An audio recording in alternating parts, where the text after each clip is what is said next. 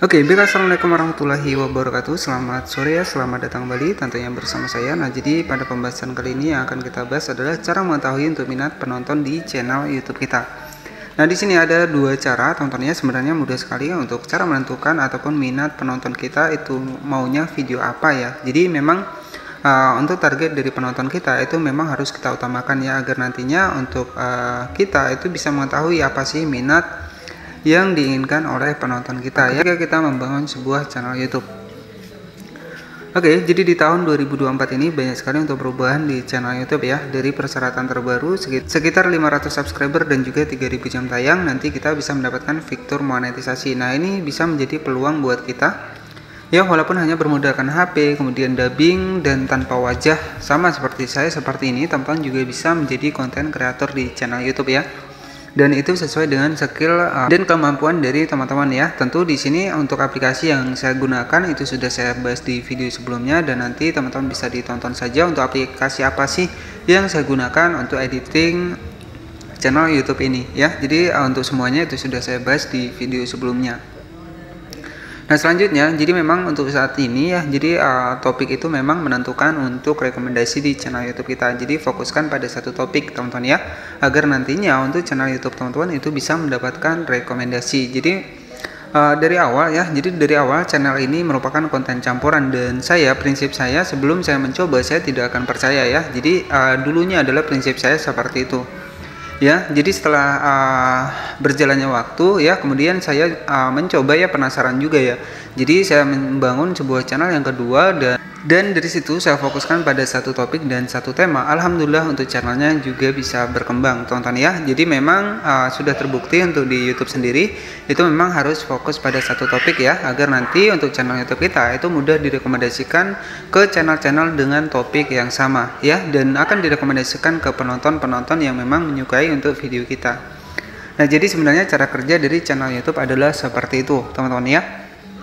Nah, jadi untuk channel ini mengapa sepi? Nah, karena channel ini itu dulunya adalah campuran ya. Karena prinsip saya, jika orang lain mencari tentang tutorial ya di aplikasi apapun, itu prinsip saya dulu ya. Jadi prinsip saya dulu, saya membahas semua aplikasi. Jadi ketika orang lain mencari tutorial aplikasi apapun ya, itu video saya akan muncul. Nah, itu prinsip saya terdahulu, teman-teman ya. Tetapi dipatahkan untuk di channel kedua saya ya. Jadi maksudnya untuk channel campuran itu memang buktinya adalah memang sulit berkembang ya. Kemudian saya membuktikan untuk di channel yang kedua, dan itu sudah mendapatkan rekomendasi untuk di YouTube ya, dan alhamdulillah untuk channelnya juga bisa berkembang ya. Jadi sesuai dengan pengalaman saya, channel dengan fokus pada satu topik walaupun masih baru untuk channel kita, itu lebih mudah mendapatkan sistem rekomendasi di YouTube ya. Apalagi untuk saat ini ada fitur terbaru untuk di channel YouTube ya, ini adalah rekomendasi penonton ya. Maka dari situ sudah terbukti bahwa memang dengan adanya topik yang tepat itu bisa menjangkau untuk channel YouTube kita, bisa menjangkau channel YouTube kita agar lebih luas ya. Jadi seperti itu. Nah, bagaimana cara kita menentukan sebuah topik yang disukai dari penonton kita? Nah, bagaimana cara kita melihat untuk video yang disukai dari penonton kita ya, ataupun yang banyak diminati ya di channel kita. Nah, bagaimana cara kita melihat untuk sebuah video yang diminati dari penonton kita? Nah, ada dua cara, teman-teman ya. Cara yang pertama, di sini kita langsung saja, di sini kita klik saja di bagian YouTube Studio seperti ini. Nah, oke, selanjutnya di sini kita masuk ke bagian konten seperti ini. Jadi untuk cara yang pertama kita scroll ke bawah. Nah, di sini misalkan nih ya, ada video saya apakah bisa monetisasi channel YouTube tanpa 1000 subscriber dan juga 4000 jam tayang. Jika kita klik saja seperti ini, nah di sini teman-teman bisa perhatikan nih, ada tanda seru ya. Jadi dari sini kita juga bisa menilai apakah orang menyukai video kita atau tidak. Nah, di sini ada tanda seru. Untuk mengeceknya silahkan teman-teman bisa klik saja di bagian tanda seru di sini. Nah, setelah kita klik di bagian tanda seru, maka akan muncul rasio klik tayang dari tayangan. Nah, kemudian di sini juga ada informasinya di bagian bawah, perlu teman-teman perhatikan. Kabar baik, orang-orang di YouTube memilih untuk menonton video ini lebih sering dari biasanya.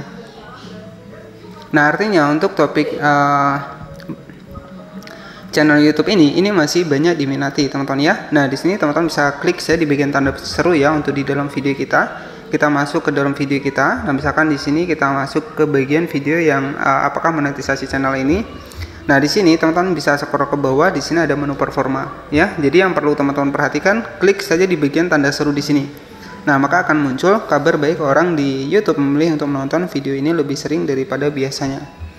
Nah, jadi dengan adanya menu ini kita bisa mengetahui untuk video mana yang diminati untuk penonton kita. Nah, itu untuk cara yang pertama. Kemudian cara yang kedua ya, untuk mengetahui video mana yang diminati oleh penonton kita untuk di channel YouTube, teman-teman bisa masuk ke bagian analitik seperti ini. Nah, di bagian analitik di sini ada yang namanya adalah konten populer ya, di mana konten populer merupakan video kita yang paling populer di 28 hari terakhir. Nah, jadi untuk mengecek video yang paling banyak diminati, teman-teman bisa cek di video yang paling banyak ditonton ya. Nah, di sini yang paling banyak ditonton adalah di bagian atas ini. Kita klik saja seperti ini.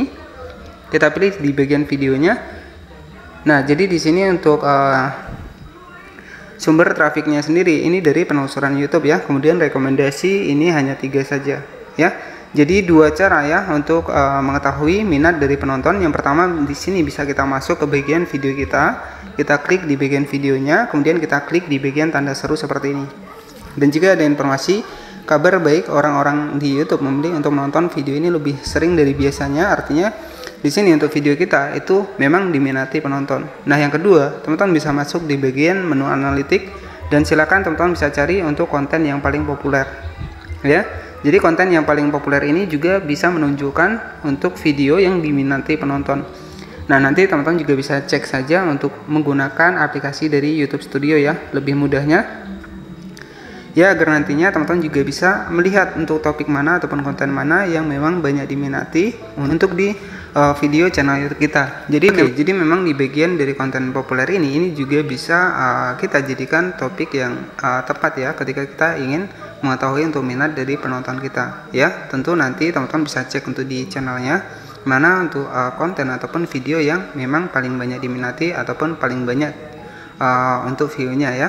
Jadi kita bisa fokuskan pada tema tersebut ya, agar nantinya untuk channel YouTube kita itu bisa mendapatkan rekomendasi ya. Jadi sesuai dengan pengalaman saya, fokuskan pada satu topik agar nantinya untuk channel YouTube teman-teman bisa cepat mendapatkan rekomendasi untuk di YouTube ini. Dan oke, jadi cukup seperti itu saja untuk informasinya, cara menentukan untuk topik atau cara mengetahui untuk minat penonton untuk di channel YouTube kita. Dan semoga informasi ini bermanfaat. Jangan lupa buat klik tombol subscribe dan aktifkan lonceng notifikasinya agar kamu tidak ketinggalan informasi terbaru dari channel ini. Terima kasih, selamat sore dan wassalamualaikum warahmatullahi wabarakatuh.